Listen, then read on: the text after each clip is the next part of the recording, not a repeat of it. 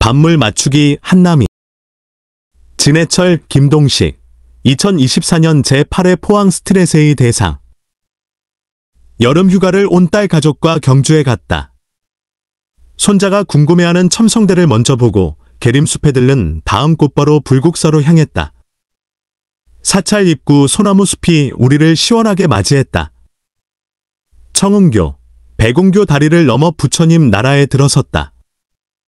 석등 불구멍 창을 통해 본 대웅전 큰 어른은 나에게 손자들과 같이 왔냐며 여마시중의 미소로 반겼다. 아이들은 다보탑 앞으로 달려갔다. 사진으로만 보다가 실물이 신기한지 다보탑과 석가탑을 번갈아 오가며 한참 감상했다. 나도 느긋하게 절을 둘러보았다. 무엇보다 내 눈길을 끈 것은 진해철이었다. 불국사 극락전 맛배집 지붕널 사이를 진해철이 연결하고 있었다. 나는 평소 문화예술 봉사활동을 하면서 전통문화재에 대하여 관심이 많았는데 진해철을 가까이 보기는 처음이었다. 진해철은 건축물의 지붕널 벌어짐을 잡아주는 쇠 장식이다. 진해 모양이지만 언뜻 물고기의 뼈와 꼬리를 담기도 했다. 꺽쇠 기능에 예술성이 가미된 독특한 장식이다. 철강도시 포항에 살지만 철에 대한 지식이 부족한 나 같은 사람은 철조각이 박곡너를 연결하는 것이 흥미로웠다. 철물은 삼국시대부터 요긴하게 쓰였다. 실제로 동공월지에서 자물쇠, 가위, 문고리 등 철재료가 출토되었다. 관정꺽쇠 쇠모든 흔한 편이고 불국사 극락전 진해철이 말해주듯 목조 건물에도 사용하였다.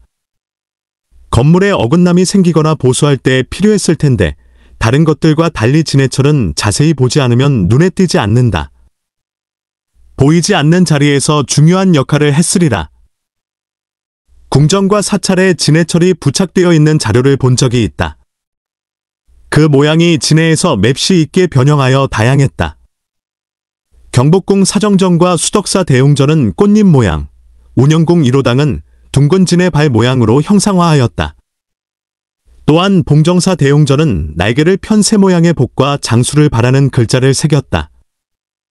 이렇듯 다양한 문양으로 장인의 미적 욕구를 표현한 것이 놀라웠다. 포항 보경사 여러 목조 건물 널에도 진해철이 붙어있다. 꽁치뼈 모양은 물론이고 뼈가 많은 청어 닮은 형상도 있다. 일찍이 관목어를 과메기로 만들어 먹은 해변 도시에 철강회사가 자리한 것은 우연이 아닐 것이다. 현대는 목조 건물뿐 아니라 시멘트 벽에도 강철 볼트 너트로 꿰맨다. 국가기관 산업인 철강 생산뿐만 아니라 하찮아 보이는 진해철같이 나무와 나무를 아우르는데 사용하는 철을 생산하는 포항시민 자부심을 가진다. 내 몸에도 진해철 모양의 자국이 있다. 오른쪽 다리에 남아있는 상처의 흔적이다. 어릴 때 고향 뒷산에서 같이 놀던 친구가 나드로 나무를 베다 내 다리를 쳤다. 피가 펑펑 쏟아지는 상처를 수건으로 동여맨 채 자전거에 실려 20리 밖 경주병원으로 갔다. 울며불며 꿰맨 상처가 60년이 지난 지금도 다리에 진해처럼 선명하게 붙어있다. 그 후 난 흉터 때문에 반바지 입기를 꺼렸다. 그러나 생각해보면 그 또한 내 살과 살을 연결하여 아물게 해준 진해철이었다. 그런가 하면 보이지 않는 진해철이 있다. 곳곳에 필요하고 또 존재한다. 가정, 직장, 사회에서 어긋나거나 벌어져 덧대야 할 곳이 많기 때문이다. 형제 간 우애의 보강대가 필요하고 집안 행사에서 의견 충돌로 널이 서로 뻗대면 바로 잡아야 한다. 세대 간 관점 차이를 극복하기 위해서도 진해철의 역할이 필요하다. 건축물의 그것처럼 사람 사이의 진해철도 드러나지 않게 중요한 역할을 한다. 으스대며 힘자랑하거나 뽐내고 튀는 자세는 진해철 역할로는 어울리지 않는다. 강철이면서도 서로 뻗대는 양쪽을 끈끈하게 하나로 아우르는 쇠 장식처럼 야무지면서도 인정있게 양쪽을 보듬는 지혜와 공감력이 필요하다. 우리 집에는 두 딸이 진해철 역할을 한다. 나는 아들이 있으면 좋겠다고 하였지만 아내는 양육을 힘들어하며 딸 둘만으로 만족하였다. 난 그것이 야속하였고 갈등의 원인이 되기도 하였다. 우리 부부는 한동안 말 없는 평행선 속에서 살았다. 나는 직장에 머무는 시간이 점점 늘어났고 집안일과 아이들 교육은 온통 아내 몫이었다. 아내도 직장이 있어 힘들었을 텐데 모른 척했다. 감정이 격해져 충돌이 있을 때는 꼬마 아가씨들이 나섰다. 안마를 하거나 노래를 부르며 애교로 분위기를 풀어주었다. 돌이켜보면 두 딸이 우리 부부를 다정하게 이어주었다. 경복궁 꽃망울쇠 장식보다 몇 배나 더 곱고 사랑스러운 진해철이었다. 자라서도 그 역할은 계속되었다. 집안일에 솔선수범하고 일가부치 사이에서도 아들 못지않게 의견 조율과 교통 정리를 잘하여 어른들로부터 칭찬을 받곤 하였다. 특히 큰딸은 때맞춰 결혼하여 늠름한 사위와 두 손자를 안겨주었으며 이제 3대를 돈독하게 엮는 일에 애쓰고 있다. 딸들의 진해철 역할은 현재 진행형이다. 주위를 둘러보면 소외된 사람들을 위하여 다독이며 봉사하는 사람이 많다. 장애인을 돕거나 요양보호사로 활동하는 친구들도 가교 역할을 잘하고 있다. 불협화음과 문제성이 있는 단체는 그곳에 몸담았거나 그 분야를 아는 사람이 진해철 역할을 잘할 수 있을 것이다. 퇴직 교사인 친구가 대안학교에서 학교생활 적응력을 높여주고 사회 진출을 위한 기본 소양 교육을 기꺼이 담당하였다. 나는 학창시절 야학에서 학생들과 검정고시 준비를 해준 경험이 있다. 직장 퇴근 후 오는 학생들과 공부한 시간이 보람찬 진해철 같은 역할이었으리라. 진해철은 쇠에 숨겨진 미덕이다. 쇠란 완강하고 무거운 것만이 전부가 아니라는 것을 말해준다. 작지만 섬세한 모양으로 물체와 물체를 다잡아 하나로 묶는다. 사람으로 말하자면 강하면서 부드러운 드러나지 않는 일꾼이다. 그것이 있어 건물과 건물이 제대로 서고 사람과 사람이 어울려 살아간다. 진해철이 삶을 지탱한다. 모양은 별로 없지만 나도 보이지 않는 한 구석에서 한 조각 진해철이 되고 싶다. 판문을 바라보다. 임경희. 제6회 순수필 문학상. 시간의 덮개가 내려앉은 대문 앞에 선다. 빛바랜 문짝이 우리를 가로막는다. 저 낡은 표지를 넘기면 옛날이 어슴풀에 펼쳐질까? 판문을 밀자 책갈피 같은 어둠이 주춤거리며 뒤로 비켜난다. 아버지와 함께 찾은 제실. 제실은 유난히 판문이 두껍다. 널빤지를 길게 켜서 옆으로 한 장씩 이어 붙인 문은 거칠면서 단단했다. 두께와 길이를 보면 여간 큰 나무가 아니었을 성쉽다. 배연에 자르고 켜서 말린 다음 짜맞추기까지 얼마나 고단한 손길이 스며들었을까. 거칠한 턱수염에 너털웃음을 잘 짓는 아버지는 가족을 위해 물불 가리지 않고 일했다.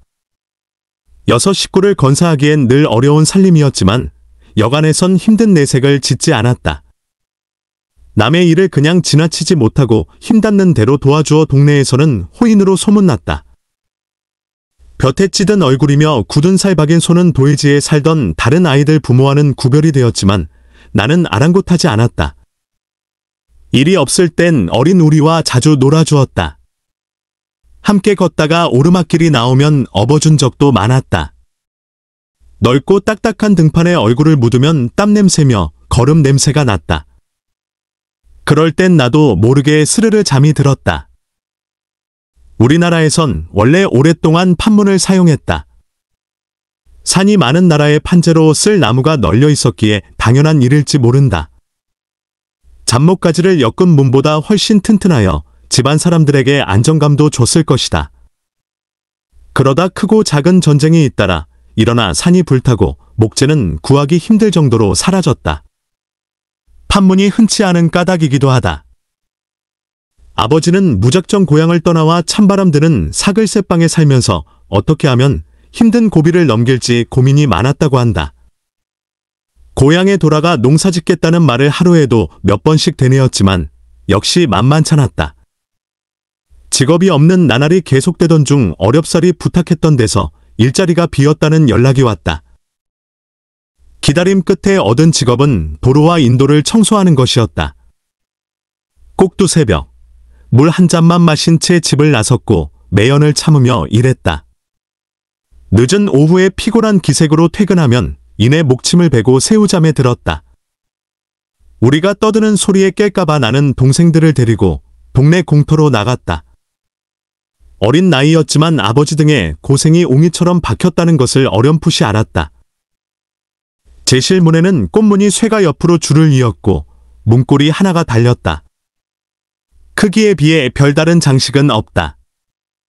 안쪽은 띠장을 4군데나 가로질러 놓았고 빗장도 든든하게 걸려 있었다. 아무나 들이지는 않겠다는 완강함이 전해졌다. 지킴이 역할에 걸맞다는 생각이 들었다. 내가 태어난 이곳은 마을에서 제실로 쓴 강당의 아래채였다. 젊은 부부와 옹알이하는 아이가 함께 누웠을 방은 비좁아서 도리어 아늑했다. 여기서 살 적에 마냥 좋았다는 아버지 인매에 웃음이 떠올랐다. 땀 흘리며 메고 온땔감으로 군부를 피우고 베넷저고리 입은 초대를 예뻐하며 바라봤을 젊은 아버지 모습이 그려진다. 부엌과 단칸방에 세상 추위가 들어오지 않도록 막아주는 판문이 있었기에 당신은 신락 같은 행복을 꿈꿀 수 있었을 것이다. 아버지는 집집이 내놓은 쓰레기를 걷어 정리하는 작업으로 바꾸었다. 손수레에 수북이 실어다 공터에 부려놓고 돈될 만한 것들을 골랐다. 빈병, 폐지, 양은 그릇, 전선에서 떼어낸 구리는 고물상에 팔았다. 쓸만한 살림 도구는 집에 가져와 어느 정도 사용하다 버렸다. 날마다 새벽을 밀고 일터로 나가는 동안 어깨와 등은 조금씩 구부러지고 말라갔다. 판문은 철문처럼 듬직하지는 않다. 비라도 들이치면 훅 젖을 것이다. 그러나 단단함이 느껴진다. 투박하지만 따뜻하고 허름한 듯해도 강인하다. 문밖에서 세파가 몰아쳐도 방 안에 있는 것들은 온몸으로 지켜내겠다는 의지도 엿보인다. 그렇지 않고서야 한 가정을 보존하겠냐며 넌지시 귀갯말을 건네는 것 같다. 당신은 힘에 부치는 일을 하면서도 가난한 살림을 일구고 우리를 공부시켰다. 그런 중에도 어린 우리를 기쁘게 해주는 일도 잊지 않았다. 여름이면 대박 얼음을 사와 대바늘로 쪼갰다. 그 덕에 수박이나 미숫가루를 먹을 때는 입이 얼얼하고 땀이 식었다.